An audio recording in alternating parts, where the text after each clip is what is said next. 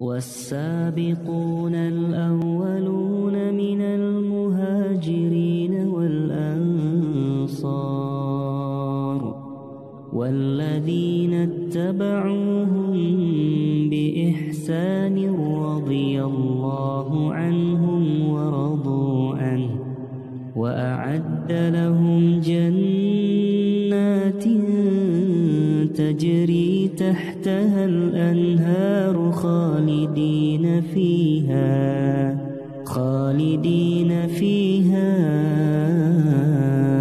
أبدا ذلك الفوز العظيم. Alasan yang kedua, tidak ada jalan selamat dari api neraka di akhirat dan dari kesesatan di dunia selain mengikuti jalan salaf. Ini ditegaskan oleh Rasulullah SAW di dalam banyak hadis. Di antaranya dalam ahaditsul iftiraq, hadis-hadis tentang perpecahan umat yang masyhur. Hadis-hadis yang sangat banyak yang berbicara tentang perpecahan umat. Rasulullah SAW bersabda, "Wasataftariqu ummati ala 73 firqah, kulluha finnari illa wahidah, ma ana alaihi wa ashabi." Umatku akan berpecah menjadi 73 golongan. Semuanya di neraka kecuali satu, yaitu yang mengikuti aku dan para sahabatku.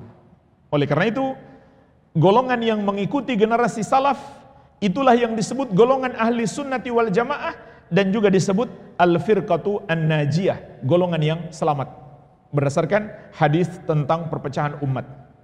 Begitu pula hadis Al-Irbad bin Sariyah radhiyallahu anhu yang diriwayatkan Abu Dawud, At-Tirmidzi, An-Nasa'i dan yang lainnya.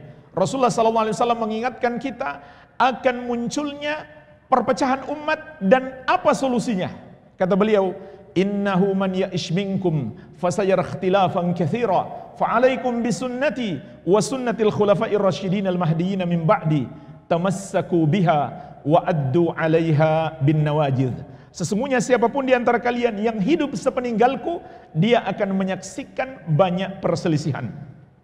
Karena bermunculan berbagai macam metode beragama yang sesat, maka manusia pun berpecah belah. Maka kita pun paham jamaah sekalian, mengikuti petunjuk Nabi Muhammad SAW, mengikuti jalan generasi salaf adalah jalan keselamatan dari perpecahan umat. Jangan malah dibalik. Kalau mengajak mengikuti sunnah dan meninggalkan pemahaman, pemikiran, amalan yang Nabi SAW tidak contohkan, itu sebagai pemecah belah umat. Tidak. Malah sebaliknya, Nabi SAW mengingatkan kita akan muncul hal-hal baru dalam agama, itu yang membuat kalian berselisih. Kemudian beliau mengabarkan kepada kita apa solusinya. Fa'alaikum bisunnati, hendaklah kalian berpegang teguh dengan sunnahku. Ternyata beliau tidak mencukupi dengan sunnah beliau saja, tapi juga para sahabat beliau, terutama Al-Khulafa Ar-Rasyidun, Abu Bakar, Umar, Utsman dan Ali, 4 sahabat terbaik.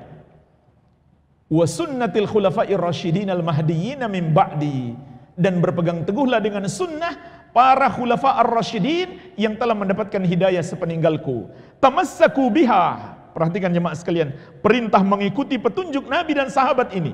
Kata Nabi SAW, pegang erat, jangan setengah-setengah, jangan lemah pegangannya, pegang erat. Wa addu 'alaiha bin nawajidh, dan gigit dengan gigi geraham kalian. Artinya kalau mau selamat harus pegang erat. Makanya Imam Malik rahimahullahu ta'ala mengatakan, as-sunnatu safinatu nuhin, man raqibaha najah, wa man takhallafa anha halak au gharik. Sunnah itu bagaikan perahu Nabi Nuh alaihi salam. Siapa yang menaikinya dia selamat, siapa yang tidak menaikinya dia pasti tenggelam. Enggak mungkin ada yang selamat tanpa menaiki perahu Nabi Nuh alaihi salam. Rasulullah SAW juga menegaskan, taraktukum alal mithlil bayda lailuha kanahariha la yazigu anha illa halik.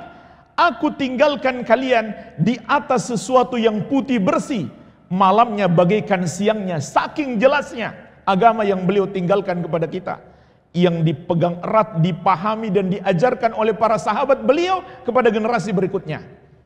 Tidak ada yang menyelisihinya kecuali dia tersesat. Maka jemaah sekalian, ini alasan yang kedua. Tidak ada jalan lain untuk selamat dari api neraka dan kesesatan di dunia kecuali mengikuti pemahaman sahabat. Kalau kita berikan contoh sangat banyak. Sedikit contoh jemaah sekalian. Kesesatan pertama sekali terjadi, bid'ah Khawarij. Apa bid'ah mereka? Mengkafirkan kaum muslimin yang melakukan dosa besar. Apakah sampai hari ini masih ada? Masih. Yang mengkafirkan pemerintah kaum muslimin hari ini karena melakukan dosa-dosa besar, tidak berhukum dengan syariat Allah dalam semua undang-undang mereka. Ini pemahaman Khawarij. Kalau kita mengikuti pemahaman sahabat, kita selamat dari bid'ah ini. Sahabat mengatakan, orang yang melakukan dosa besar, dia berada dalam bahaya, tapi dia tidak kafir. Ada pula golongan Murji'ah. Mereka mengatakan walau melakukan dosa-dosa nggak ada masalah, karena amalan nggak memberi pengaruh pada iman. Maka sahabat di tengah antara dua golongan sesat. Begitu pula kebingungan kaum liberal hari ini antara mengkafirkan dan toleransi. Kalau nggak mengikuti pemahaman yang benar, bingung. Seperti orang-orang liberal hari ini. Islam mengajarkan pengkafiran terhadap orang yang dikafirkan oleh Allah dan Rasulnya, yaitu bukan muslim. Yang dikafirkan Khawarij itu masih muslim, tapi Allah menyuruh kita mengkafirkan yang bukan muslim.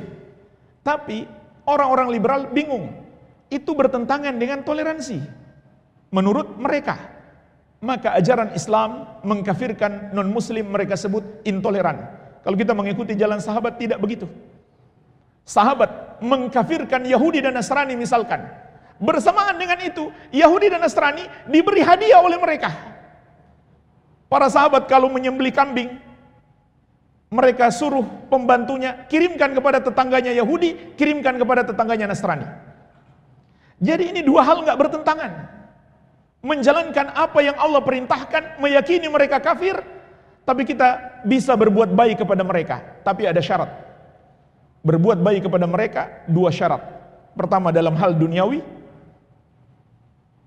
bukan kita membantu mereka mengamalkan ajaran agama mereka yang bertentangan dengan agama Islam. Itu bukan membantu, itu namanya menolong dalam dosa.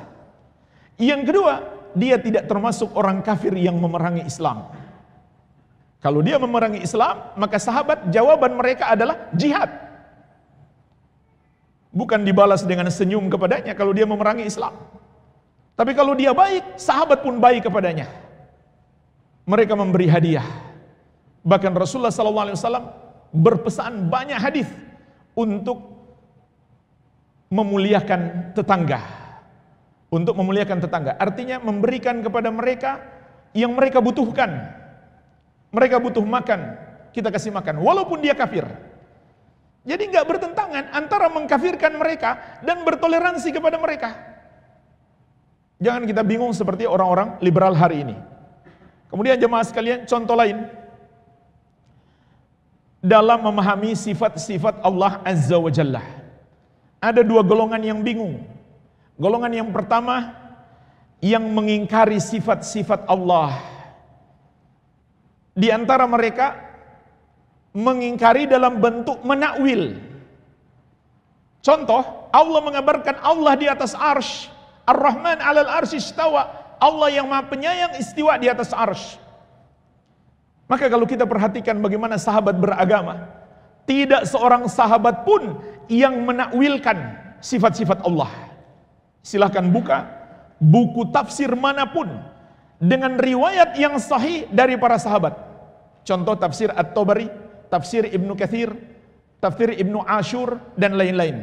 Ini diantara buku-buku kalau kita ingin melihat bagaimana para sahabat menafsirkan Al-Quran. Lihat, riwayat yang sahih, penafsiran sahabat tentang sifat-sifat Allah. Tidak ada satupun. Sahabat tidak menakwilkan satupun sifat Allah subhanahu wa ta'ala. Lalu datang kelompok yang seakan merasa lebih tahu daripada sahabat. Mereka pun menakwilkan, oh maksudnya Allah di atas arsy, bukan di atas beneran. Allah berkuasa, tapi Allah nggak di atas.